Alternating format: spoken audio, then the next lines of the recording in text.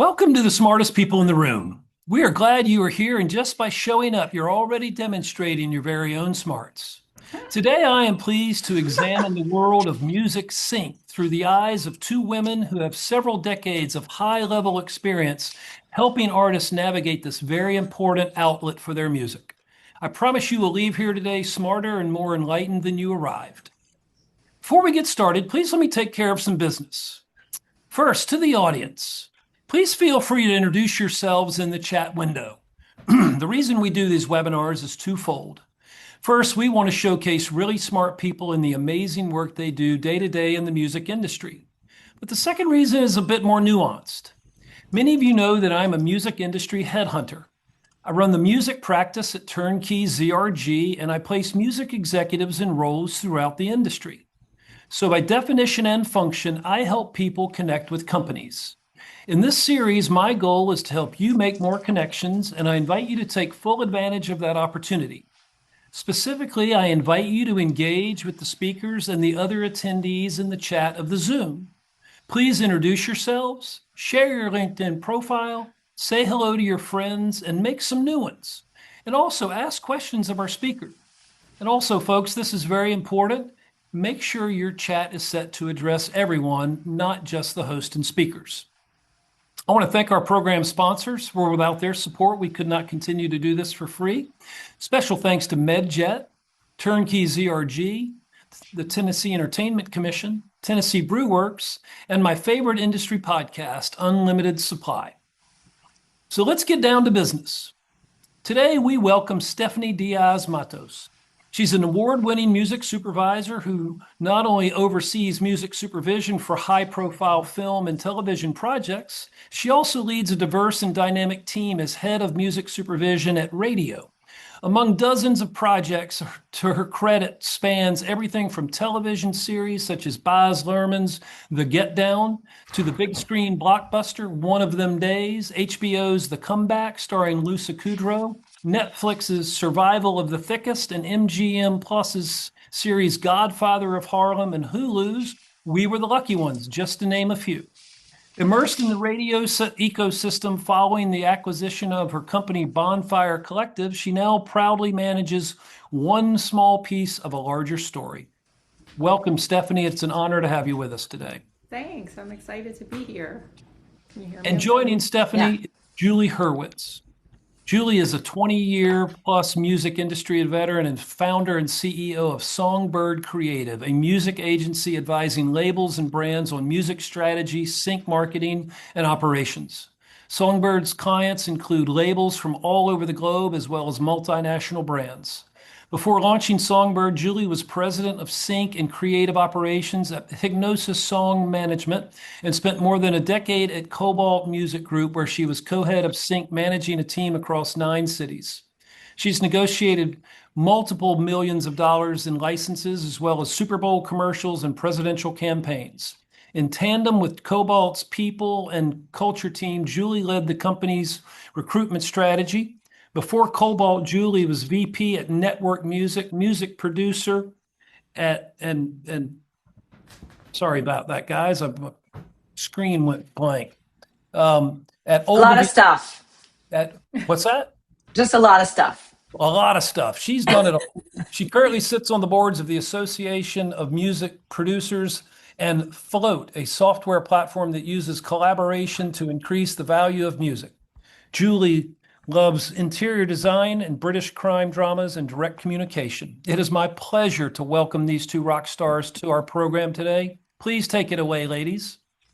Thanks, Tom. That's so nice.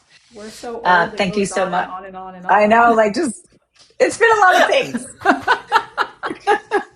But wait, anyway. The most fun thing that I was thinking of as Tom was going on and on and on is how our stories are linked from when we were babies, truly babies. Long time ago. A very fun fact is I feel like when I did 2 stints at London Records, both of which it was in the era of all the labels collapsing, which I guess just never ended. and Yeah. and Joseph Patel was like, you should meet Julie Hurwitz. Oh And man, Joey Patel. that's right. And then I That's went right. and I met you like completely. You took the time. Like, why were you so nice? We were so like, that's when we had time and we're just like all about work. But you took the time to meet with me, Oh my and gosh. then you left. And then Lynn Rohr called me for your position. Yep. And Yep. that's how I like got into advertising, which led to movies, which the whole thing. So Yeah. thank you. Yeah. Sure, Steph. Anytime. Yeah. I mean, the whole, I do think it's really important to meet with people. Like, I'm sure you do too. I get contacted all the time from total strangers, on LinkedIn or and via email or whatever. And some of the messages, I'm like, okay, too long, too like, can't deal. But some of them, if it's appropriate and reverential to my time, I always like to meet new people. You never, Yeah. it's like you got to expand. There's a lot of talented people out there, including Yeah. you. I know, but I feel like that time when you're like in your early 20s and Yeah. you're more untethered than we are now. Yeah. Yeah. So let's talk about the tetherness. Oh, Um, so Tom asked whether we are working moms, and we God. both are. Yeah. And I'd love to talk a little bit about how you find that you manage that and how I manage that. I mean, um, I mean, it's hard. it's Yeah. hard. It's hard. And I do feel, and maybe you're experiencing this now, but I think that one of the scariest things I did, but what ultimately I think makes the most sense for me is when I did go out on my own for as a music supervisor so that I could, my boss becomes like the multiple projects, but I have the flexibility to, like, I could go to see the school chorus performance and I could be here. I can be here, there, Right. and everywhere, sort of like my boss became my child and like the project, but not sort of like a company that was bigger than me that I couldn't Yeah. explain, like doctor's appointment, sick day, or that kind of stuff. Yeah. Yeah. But it's really hard, and quite frankly, I think it's a blessing now that I get to work from home. Yeah. Yeah. It takes a village for sure. It does Um, take a village. I and mean, also I don't. understanding bosses, like, you've worked for yourself for a number of years. And we'll get into that in a sec, Yeah, but I've only just, started out on my own about a little less than 2 years ago. So I've always worked for the yeah. You've man. always had to tell someone where you are. Exactly. Exactly. So anyway, I think it's been an amazing juggle. I mean, our kids are older now, so they can be home alone, obviously, and they can get themselves around. We don't have to worry about driving them places because we live in New York City, which is Yeah. convenient. But man, in the beginning, that was like a crazy juggle. Holy crap. Yeah, I think for Yeah. me, particularly, like, I became a new mom and a widow, like one after the other. And it was such a like a it didn't make any sense to go out on my own, but it did because I didn't have to explain to someone where I was all the time, and I could Yeah. sort of put the puzzle pieces of how to manage my day together myself. On the Right. flip side of that, what's that scheduling flexibility is so important and I use it, but on the flip side of that, which you're probably experiencing now, then you're chasing checks all the time. Oh yeah. Yep. And like The money that, chasing is so real. Oh my yeah, God. and Yeah. that's the sort of trade-off, right? It's like it's like having control of your schedule, but then not control of your paycheck is Yeah. the trade-off. That's a big trade-off. Yeah. Yeah, yeah, Yeah. but I've been doing it this way for so long that I'm used to it. But for you, like, what do you think? Welcome Uh, to the dark side. it's crazy. Yeah, it's crazy. I mean, invoicing is real. Luckily, I have one of the things that someone told me when I was first starting my business was where possible, because it's not always possible, but where it's possible, hire people to do the things that you don't like or don't know how to do. And so, like, I'm really good at certain things, but certainly bookkeeping is not one of them. So I have a bookkeeper, and I just like stick Anna on it to get people to pay us. But yeah, it's a getting paid is crazy. Like, Yeah. just as anecdotally, I had one company who owed me like $2,500 or something, and they said that they can't pay it, so they're going to pay it in $500 installments every week. And so I'm like, no. But so for the first 2 weeks, they paid $500 a week, and now I haven't heard from them in weeks. So I'm like, am I going to like spend this time and pay Anna Right. to chase down $1,500? Like, in principle, I'm so pissed, but at the same time, it's maybe not worth, paying the money. So Yeah. anyway, but yeah, chasing money is real. Well, all Okay. of that aside, now that you've landed at Songbird, like what's the best part of it? And like, what's it all about for you? Because I Oh feel my God. like, Hi, Whitney Dean, by the way. Hi, Whit. I feel I'm like looking at this people is on the side. the most exciting chapter for Yeah, me. yeah, For sure. you it is. Like, I feel Oh, like I've thanks. known you so long and seen you ascend to the highest of heights within corporations, but it's exciting to see you on the Thanks, other side Steph. as an Thank entrepreneur. you. Yeah. Thank you. Well, I want to do a little bit on our background. So this is probably a good opportunity. I'll do like a 30 seconds on my background. We worked together. Well, I worked at Ogilvy, a big ad agency, as a music producer. Once I left to go to Network Music Group, you took over at Ogilvy. That was a very long time ago. I started a music production company called Q Department that still exists. And then the guts of my career was spent at Cobalt with Whitney Dane, who is on the side here. Chasing money is the worst. Yes. Mm-hmm. But anyway, so I was at Cobalt for more than 10 years. I was the 63rd employee there when I first started. It just was a great, great time. We were, disrupting the publishing industry, starting a label services division, and representing the most talented songwriters that exist in history. Mm-hmm. So that was really, really fun. And I'm still friends, obviously, with, Whitney's a great example, with loads of people from Cobalt. I was there for 11 years, Mm-hmm. ran the sync team there. And then I spent a little stint at Hypnosis, which was a Cobalt client, and realized after that experience that I could maybe try this myself. And so, Mm-hmm. yeah, so Songbird was born. It's been really, really, really exciting.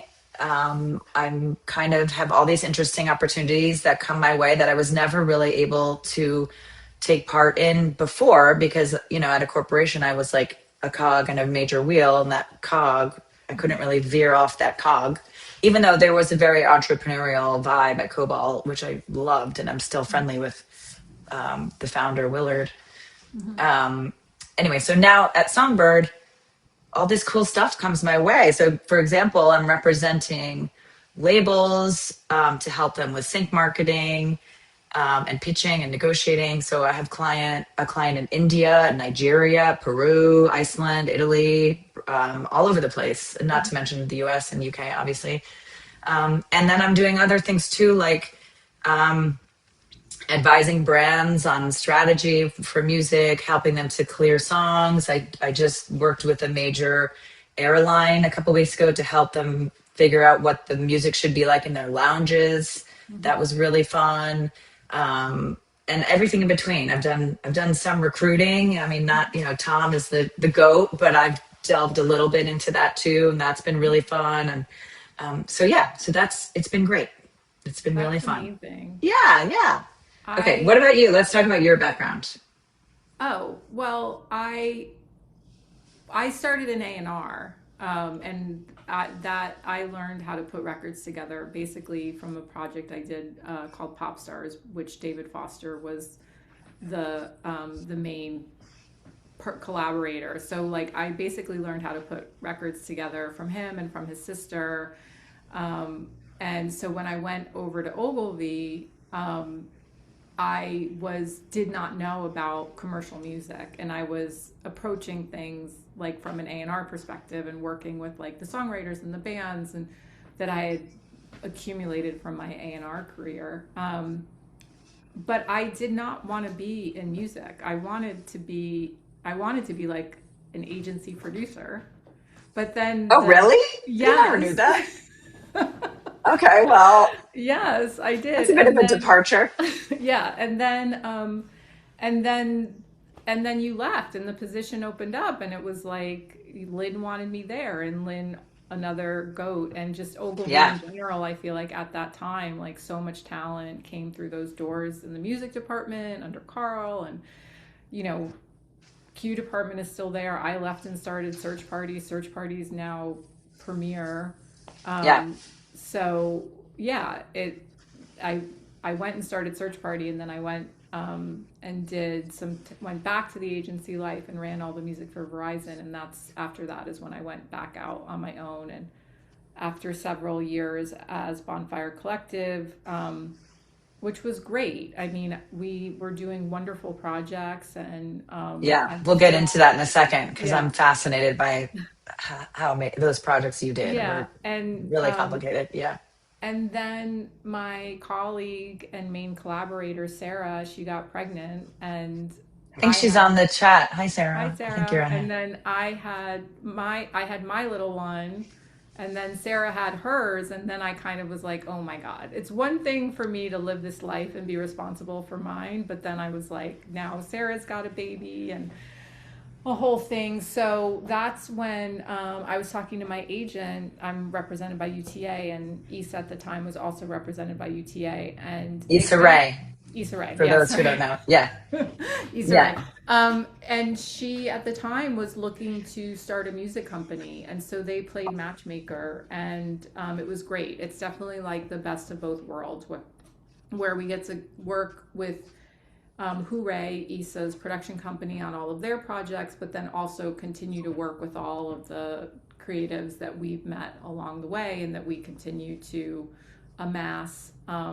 But we're under the umbrella of Hooray, so there's like more consistency and a little bit more, yeah, thing like a larger company to rely on, which has been like such a Yeah. blessing for That's us. so And nice. also, it helped me like it afforded me like being able to grow the team and like that, you know, we use their bookkeepers and there's someone else that, Right. like it's definitely like I was like, here's an opportunity where I can outsource all the things that I don't like and focus Yeah. on the things that I do like. Yeah. Well, Yeah. that's a smart business strategy for sure. Um, It's been a lucky because for music supervisors it's not, most operate independently unless yeah. they're seated in a studio. Right. Right. Right. Okay. Can we talk about the projects that you did at Bonfire Collective? Let's talk about the Get Down to start because well, maybe you tell me. I would imagine that was one of the most complicated projects you've ever worked on. It was, and it was kind of the first, it was, I call it the Olympics of music supervision. Yeah. And it happened, really, it was the project that I left my corporate job with benefits to do. And at the Okay. time when I was, when I got the job, it was like for $1,500 an episode. Oh my That's God. it. Oh my God. So you got paid And like 40 cents an hour. yeah, and I said to my That's agent at the insane. time, I said, there's no way it's going to stay at that rate because that's like insane. And Yeah. so, like, and obviously I'm going to say yes because it's Baz Luhrmann. And so I did. I took the risk. I quit my Yeah. corporate job to take this $1,500 an episode Okay, project. can you just explain for the folks who are on the chat right now? Can you explain what this project is? You've mentioned Baz Luhrmann, famous, Yeah, so acclaimed director. yeah, so about 10 years ago now, Baz Luhrmann did a show called The Get Down for, at the time, a brand new Netflix. Hmm. And Sony Pictures Television was the production engine behind it, like making the show to deliver for Netflix. This was like the big early days of Netflix. And it was Baz's first foray into television, and it was about the birth of hip hop. So it was set in the Bronx, and it was really followed the story of like Grandmaster Flash, like um, discovering his like method of beat matching and extending the beat Hmm. and all that stuff. And it was incredible. It was completely immersive. Like Baz's style of working is unique, and a project that was supposed to take like a couple of months took 2 years and all of our time. But we got to work with Nas, we got to work with Grandmaster Flash, we got to work with Cool Herc. Like it was just sort of wild. Yeah. And And just for those people who don't know, it was a lot of getting remixes made, and yeah, we did a whole, so yeah, it was every way you could think of using music, we used music, whether it was sampling um, songs and interpolating them into score, creating completely original songs to perform on camera, creating soundtrack pieces that were just needle drops that used music from the era. Like, that's why I call it the Olympics of music supervision. So yeah. I think it was sort of like a crash course, and Sarah and I like laugh about it now because we're like, why did they even like let us do that project? Yeah, Like, because it was $1,500 an episode. That's why. That's totally. insane. Oh my god, that's so wrong. Um, so, um, Actually, Steph, the woman Consuelo Cordy has a question. How much work goes into working on one episode? For example, is it 1 week, 1 month? $1,500 isn't a bad oh, wage in a normal so world in a month, but you don't. I think it's mostly. You're welcome, Consuelo. I think yeah, it's it's not. important to talk about how many hours it takes. Yeah, it's so an episode generally in television takes 2 weeks to shoot, and that you end up, it's basically like a month of prep, 2 weeks to shoot, and then post could take several months. So it really is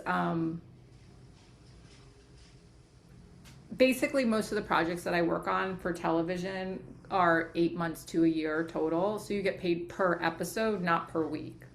Right. So So so you would get 750 at month 1 and the last 750 month 8. So it's similar to your like, am I really chasing another $1,000? But yeah. in shout out to Sony Pictures Television, they did break the mold in several ways for that show. They showed real creativity and flexibility. They set me up in a way that like they built me a mini music department. So Hmm. they upped my rate, and I was able to hire people, and like they built out a mini music department, and they even went so far as creating new paperwork for our clearances to cover all of these like crazy different ways we were going to potentially use the music. So they created Oh, that's insurance great. for us.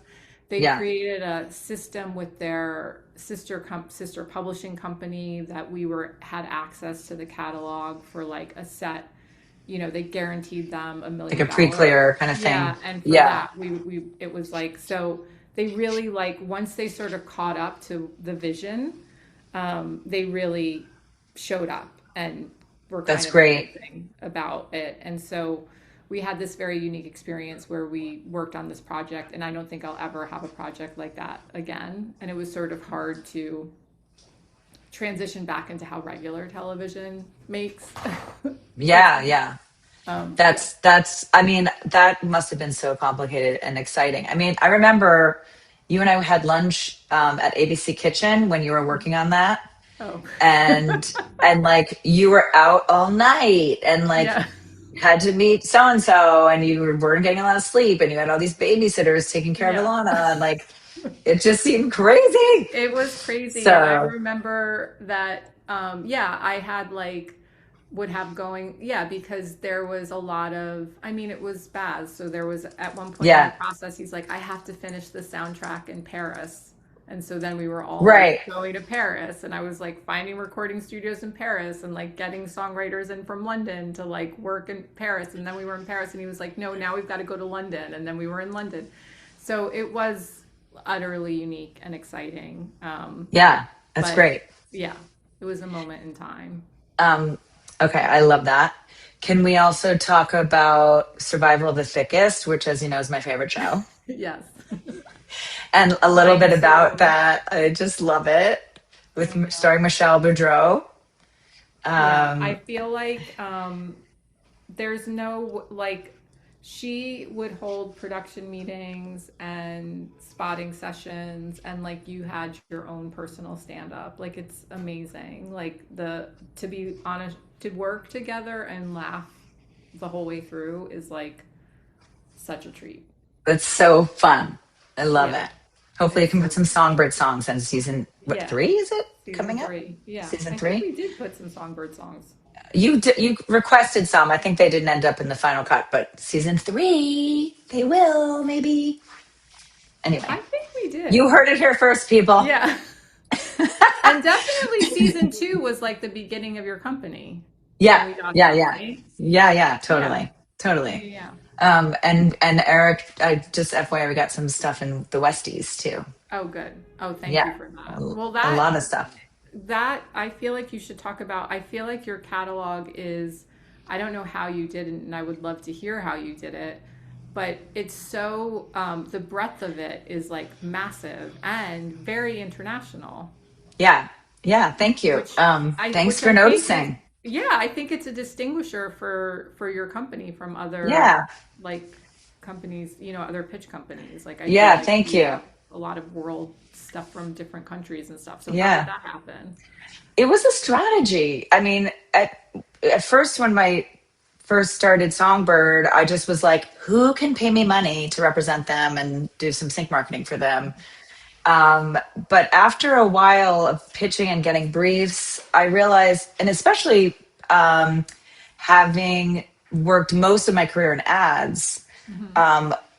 which is, mostly Anglo focused and English speaking focused. There's obviously some Spanish speaking now, which is great, but in the ad space, it's pretty US focused and so I started to build that roster. But then once I started to get briefs from TV shows, I was like, oh yeah, cool. There's, especially with White Lotus. I think White Lotus was really the impetus at first, to be honest. Where I was like, oh, okay, White Lotus season 3 is going to be in Thailand. So like, I need some Thai music. Hmm. And I did act, I don't have any. That was a whole nother convoluted story. I was trying to get Thai music and, it was hard. I mean, just as a funny aside, one of my next door neighbors is from Thailand, and he's kind of like the Thai mayor of Queens, where I live. Hmm. And he walks around with his little, like, tiny little dog. Like, he's the best. This guy's his name's Moo. He's so great. He's a great character. So he was going to help me, and I just couldn't find any time music. But anyway, the point is, I realized as a strategy, it would be smart for me to bring on some music from all over the world. And so I made a point of finding music from all over the world. I've gone to a lot of conferences. I'll be at Indie Week when Tom is here June 8th, it's in New York, and a lot of international labels come for that. So I've made loads of introductions to anything from out of town. I'm like, will you Yeah. please meet with me? Like that's how I got my Indian client. It took me like 18 months to get them to sign up. I was Hmm. chasing, chasing, chasing. Similarly with my Nigerian client, and I have this client in Iceland, and in Italy, I have a vintage Italian roster called Bixio, which is so amazing. They have it's a lot of film scores from the 60s and 70s and 80s in Italy, Hmm. including a lot of Ennio Morricone soundtracks. He That's was so sort of like cool. the ultimate spaghetti western kind of Yeah. composer. But anyway, my client from Bixio's name is Miriam. I chased Miriam down for months. Hmm. And she was like, who is this person? Like every week I'm like, I got this brief. Can I pitch this? Can I pitch this? And she's like, girl, you don't even have my catalog yet. So why are you Right. pitching my shit? You know? Right. But anyway, it was a strategy. And, Yeah. like for exactly and actually the Westies, I was gonna say it show. came. Yeah. Yeah. The Westies show, your show, The Westies, which is like an Irish gangster movie that's going to be Hmm. coming out soon. My Irish label client, I got it Indie Week last year Yeah. too. So shout out to Bohemia Records. So they Oh got my some God, stuff there that's so too. cool. Yeah. So It's I've just really been trying. that's so smart because I know a lot of the projects that we work on are period pieces.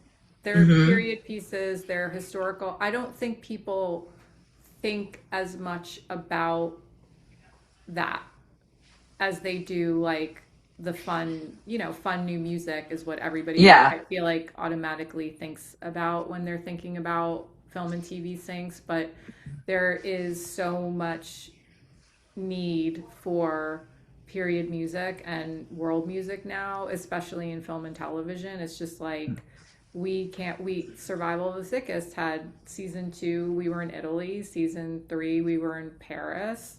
Mm-hmm. Emily in Paris went 6 seasons, right? Yeah, So yeah. And they're going to there's be in just, Greece next season. Yeah. yeah. And so there really is such a need to have access to like kind of global music that is easy to navigate, Yeah. Yeah. which, I mean, it was like well, first of all, Consuelo, you're 100% right about Ennio Morricone. It's just that the music he's is so everything. amazing. This Yeah. he's a lot of things, but He's goaded. he's a goat. Yeah. Yeah. So um, anyway, so yeah, that was a strategy, and well, first of all, it was strategic in terms of supplying music for when someone has a need, Hmm. but also it's just so much cool. It's so cool. Like Yeah. I have this Indian client. I wake up in the morning, and that I get all the time zone situations Hmm. going on, and it's like I just this morning. I represent a label in Nigeria called Maven Records, and they have tons. It's a new label, so contemporary, new music that's being released, and they have a new Ira Star record coming out. She's like a Nigerian superstar, and it's so cool that I get to represent it. I mean, Yeah. Yeah. she's doing a listening party in Paris on Monday, and I'm inviting people to that. I wish I could go, but so yeah. So Yeah. it's been a an evolution, a songbird evolution for sure. Yeah. I But feel thank like, you for noticing. no, I did notice. I think it's like one of the distinguishers of your company. And I feel like I know when you're working independently, it feels like things are moving slowly. But honestly, I feel like you've grown quite quickly. Oh, well, thank you. Yeah, One of the things that my attorney has from the day one has always said is everything takes longer than you want it to take. for sure. So For that's sure. true. Yeah, no, Um, for sure. yeah. But So, like, okay, cool. I feel like you guys, like, now that you've kind of blanketed and grown your catalog so extensively, you're you're so much more than that, though. Then just think, you mean? Or, Yeah. yeah. I mean, thank you. Yeah, we're doing, like I said earlier, we're doing some strategy stuff. I've just brought on a new tech platform that's focusing on A&R. I'm advising them, and like I said, or like Tom mentioned, I'm on the board of this organization called Float, PHLOTE, that is helping artists to monetize their stems, which is really, really interesting. And it's the CEO is a really smart guy, AJ, who I really like. So I also have started Songbird Ventures. So I've been able to invest in two things so far. One, actually, Tom is with Master Channel. Those guys are going to be on next week. I saw they're an AI mastering technology that's they're just like talk about smartest people in the room. Those two guys are like, it's like Mhm. another level. Um, so thank you, Tom, for the float shout out. And then also, this is like so fun. I got an opportunity to invest in a new production of Hamlet that's Mhm. using Radiohead for the score. Yeah, that's so It's cool. called, yeah, it was so cool. It's called Hamlet, Hail to the Thief. Hmm. And so yeah, I was an early investor in that, and I just found out it's going to be put up at a theater in London, like a real Hmm. theater, because it had been in public theaters up until now. So anyway, that whole process has been really fun, and I've been learning a lot along the way. Never really invested in IP before, so that's been amazing. And yeah, and also we just launched Songbird Publishing just last week. I Hmm. finalized my agreement with Cobalt, who is going to be administering royalties for us. So I haven't signed any writers yet, but I will, and that's super exciting too. I'm sort of trying to figure out, like, take what I've learned from building my roster Mhm. to and addressing that with building my publishing roster. So trying to be like really particular about that. Yeah. Yeah, but I've learned that as you work for yourself, and you and I've talked about this a lot, it's like I have to diversify.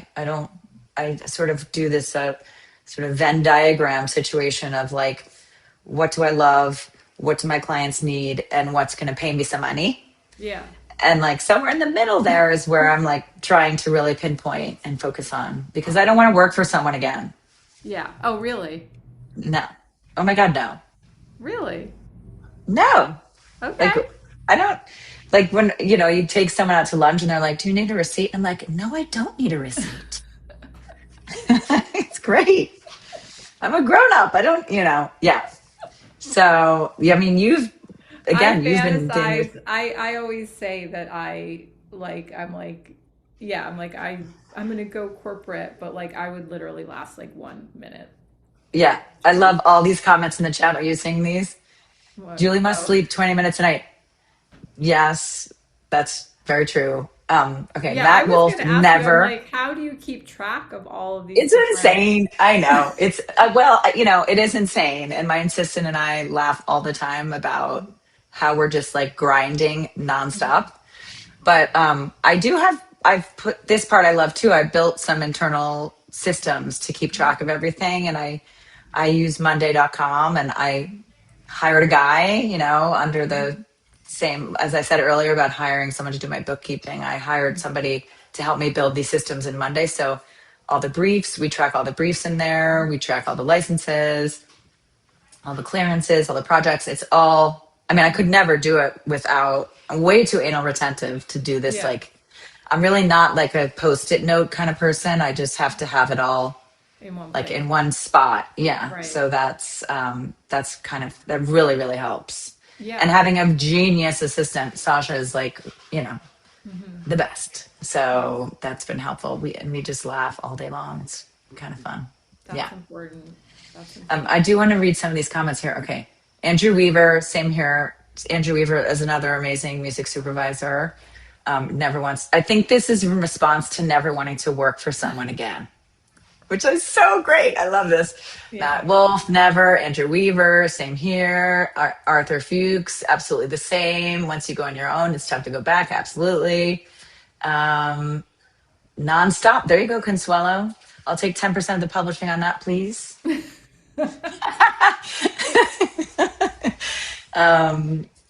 Yeah. Okay, here we go. Whitney. It's not a grind when you're having fun, but No. sadly, it's not always fun. Yeah. Yeah. So yeah, so it's been quite a ride, and Hmm. I don't think I could have.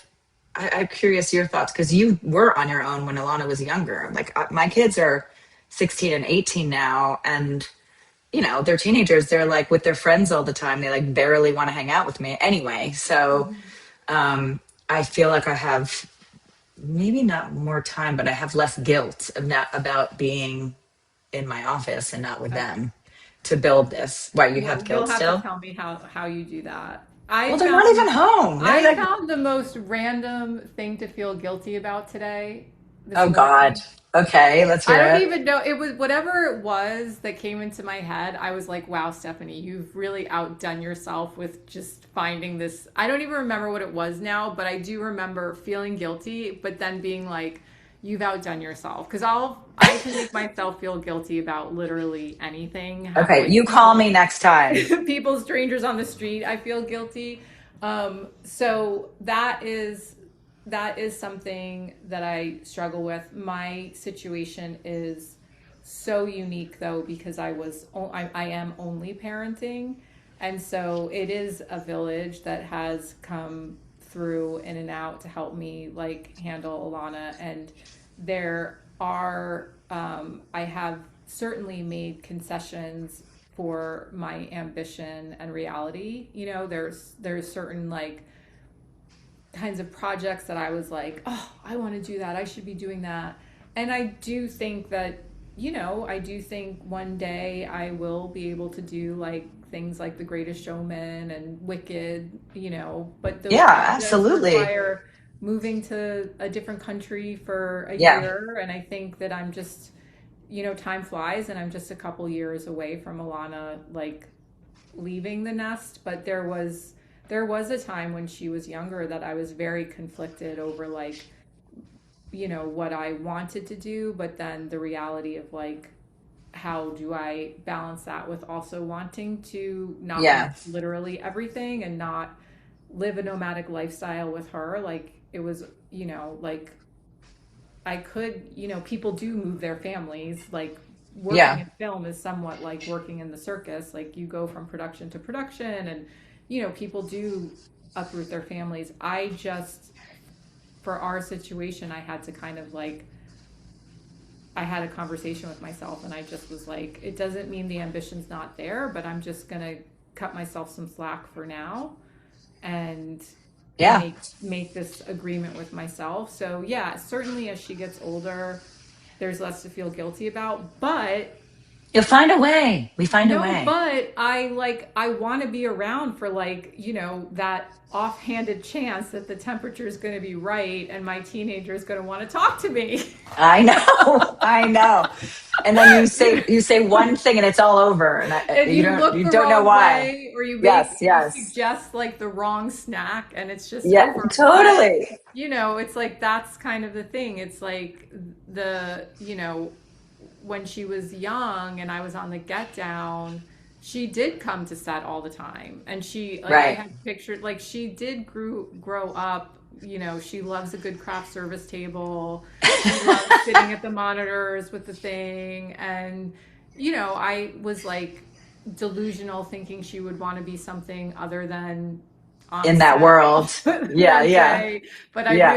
there was a long time where I was like, there's a chance she could be a doc. There's no, that's Yeah. none of that's It's done. happening. This is the life she knows. So when she was little, it was easier because they are like little, accessories and like Yeah. set was a playground and fun or whatever. Now she does have her own life and I'm obviously really busy with work, but it's like such a blessing to be working from home because when she comes home from school and I'm here, there might be a chance that she'll like want to hang Get out with five me and talk to minutes. me. Totally.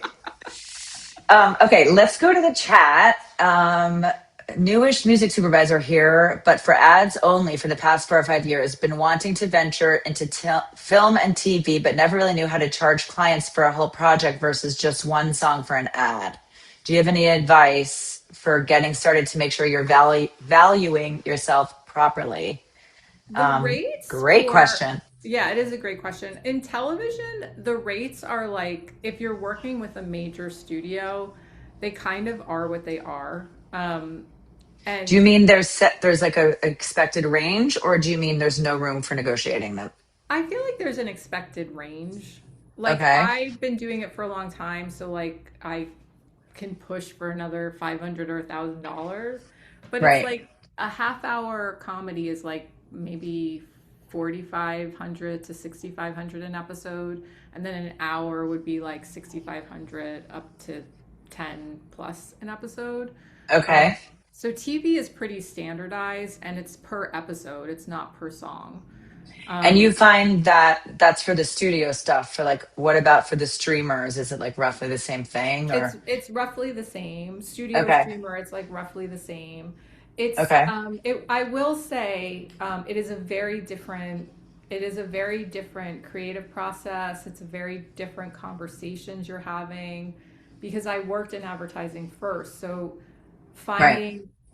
finding and clearing a song for a spot is its own, it's so different than like collaborating on a television series where you have like a story arc, multiple characters, narrative, Yeah. multiple locations.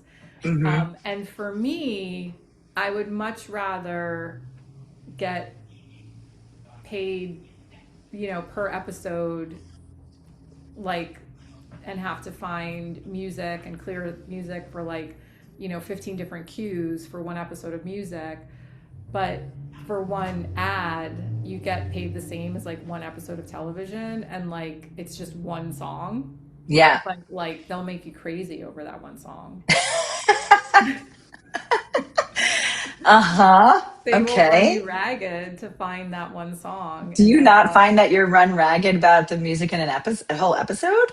no. Really? Oh I my God. I find it so much more like fun and problem solving, and there's all these different scenarios, and like Right.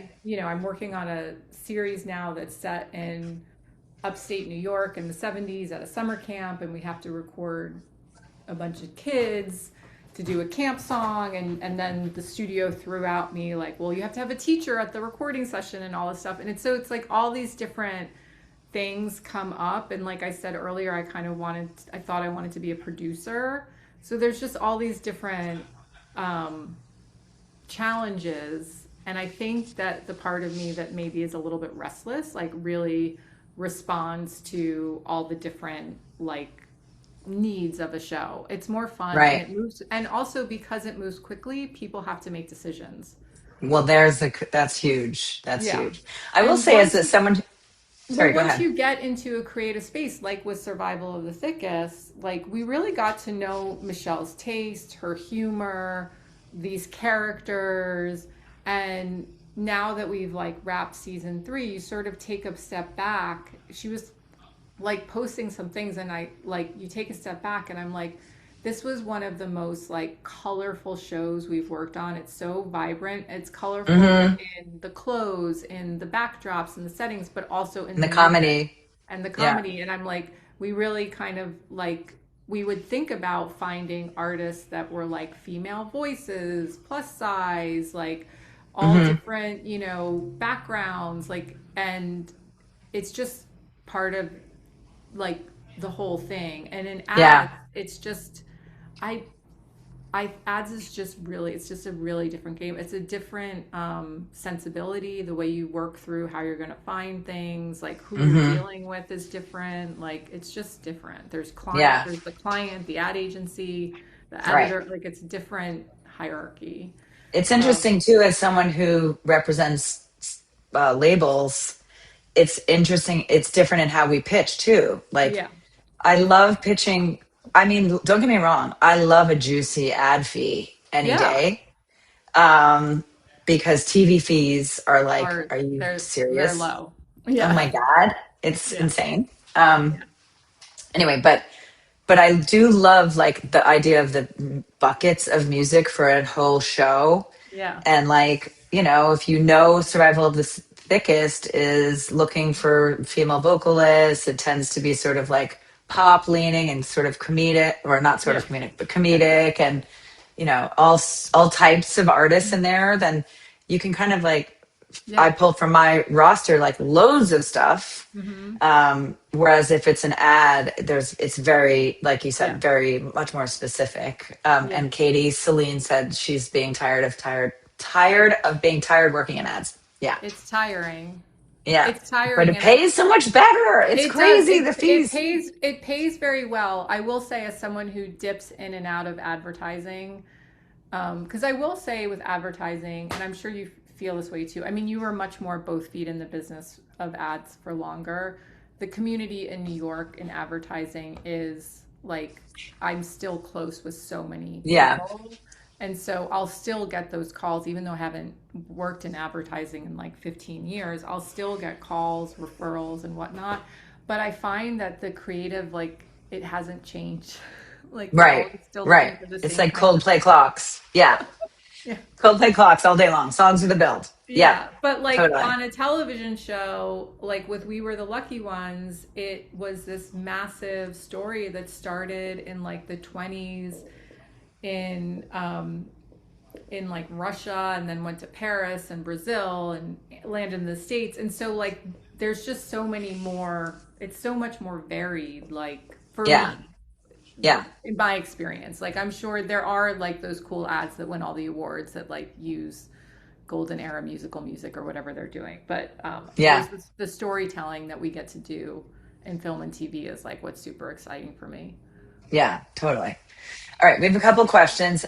Arthur Fuchs. I've been told by a few supervisors the industry has been struggling with sync after COVID.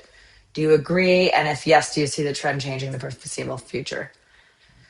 Um, I COVID was think it's, rough, and I think yeah, ads kept going. So the ad people were like doing much better. The us film and TV people were very much on pause, and it was very much a struggle. And production is down. That's real, yeah, by a lot.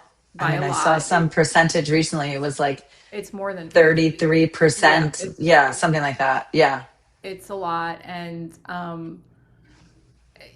I and yeah, and now there's the impending merger and all of that. So production is Yeah. down since COVID and the writer's strike. It's a double whammy. That's very real. Yeah. And we just hope it gets better. I always like to be excited that um, like there's so much investment in like studios building out, like Netflix is building multiple studios in New Jersey and New York, and Hmm. the tax credits coming through. And then but my neighborhood, Fort Greene, Brooklyn, um, there would be multiple productions happening now. And there's nothing. There's nothing. Like Right. usually I'm like, oh, it's that time of year because the trucks come out. So Right. I hope it picks up. Yeah. Me too. Um, But I okay. think Let's that's why it's see. important to diversify. It's like, Yeah. That's it. That's it. it's why you Okay. say yes to all opportunities, because you never know like Yeah. what will lead to what, and what can keep going when something else slows down. Yeah. My favorite four words, I'll figure it out. I mean, someone asks me to, can you help come up with, like I said earlier, can you help come up with guidelines for music that will be in an airline lounge? I'm like, sure, Yeah, I'll why figure not? it out. Yeah. Yeah, Okay. Oh, there's a new yeah, $250 million studio built in Patterson. Great. Good for yeah. Patterson. That's great. Hmm.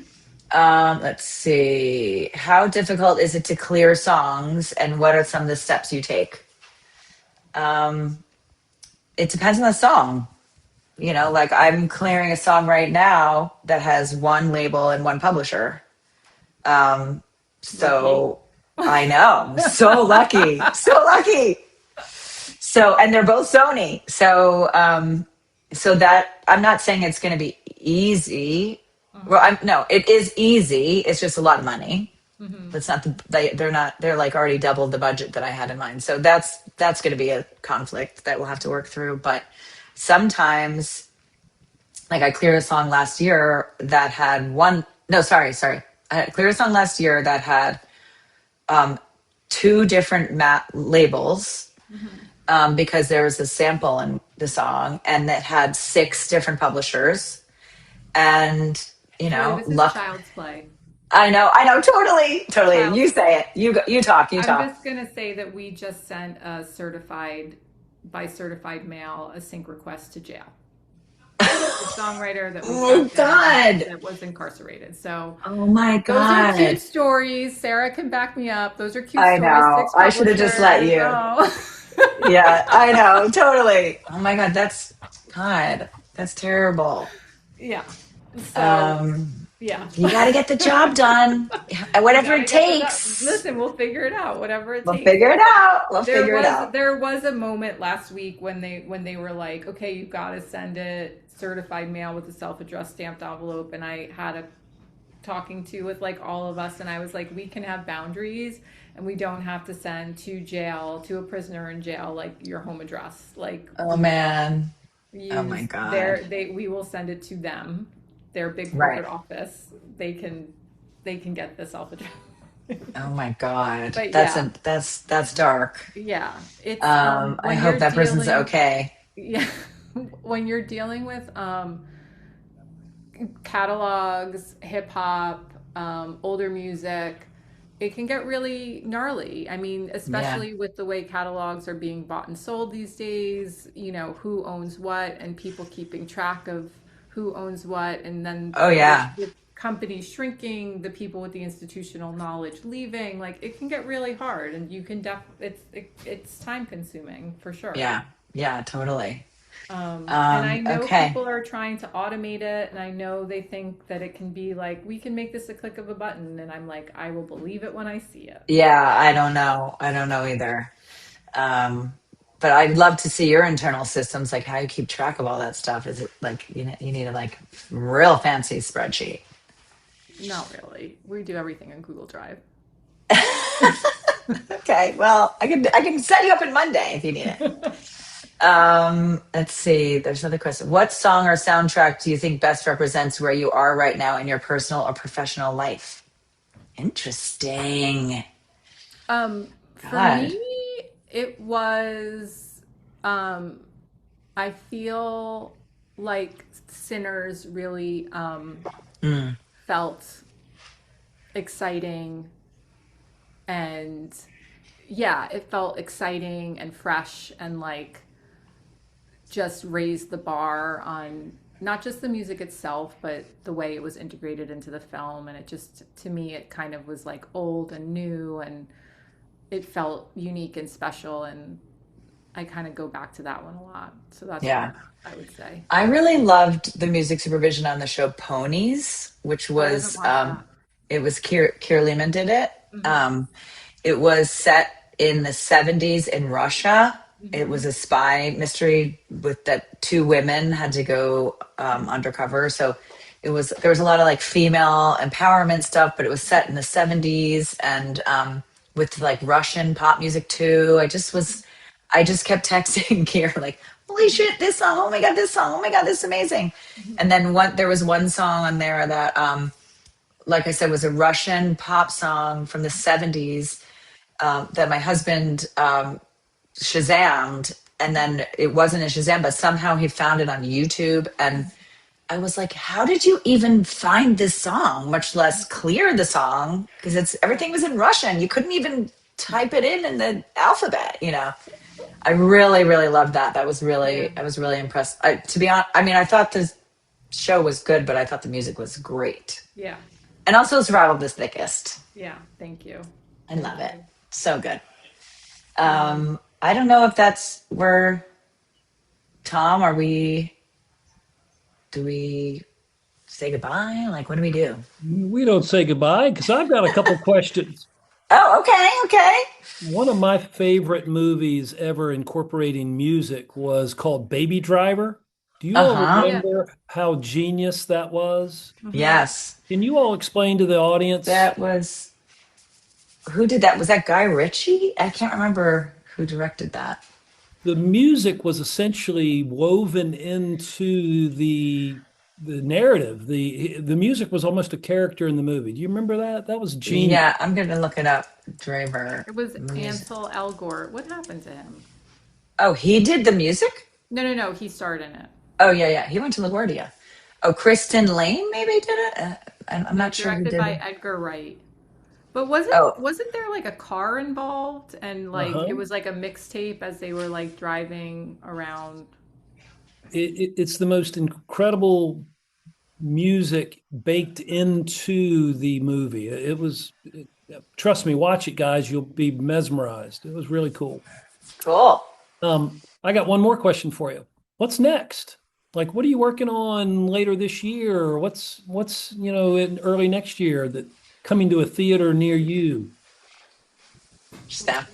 I have a feature film directed by Fernando Morales, who did City of God, um, and it's called Here Comes the Flood, and it stars Denzel Washington and Daisy Edgar Jones and